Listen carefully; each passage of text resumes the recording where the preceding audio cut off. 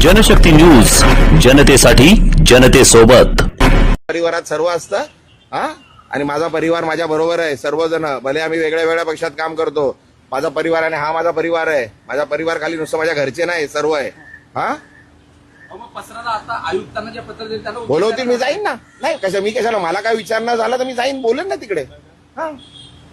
आणि कुठे काय कॅमेरावर बोललोय ना, का मागून थोडी ना बोललोय, कॅमेरावर बोललोय। जे बोललोय जे आहे ते समोर जाणार ना, जे करणार बघा, जे करणार ते भोगणार हा।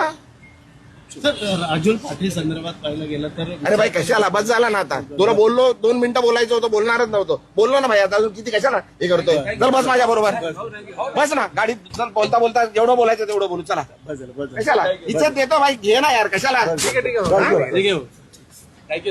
जरा माझं हे बघू नका तुम्ही, अति करताय हे भाई, बस ना, बंद कर ना आता, बंद कर, नाहीतर भाई मी विसरून जाईल मी खासदार आहे, तुम्ही काय पहिला पण सांगितलंय मी इज्जत करतो, इज्जत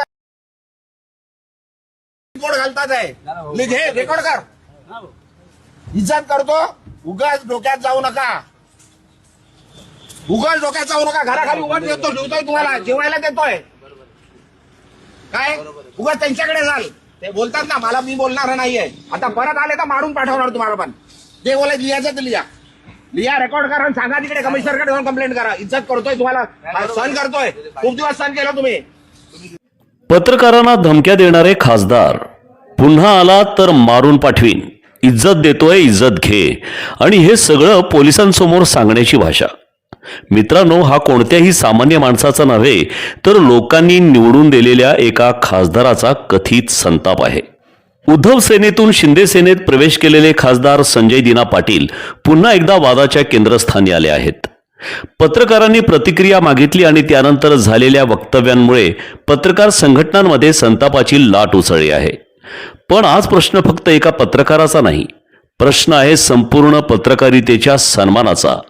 खासदार महोदय, तुम्ही ज्या पत्रकारांना धमक्या देत आहात तेच पत्रकार कालपर्यंत तुमच्या बातम्या दाखवत होते, तुमच्या सभा दाखवत होते, तुमच्या मुलाखती घेत होते, तुमची भूमिका जनतेपर्यंत पोहोचवत होते।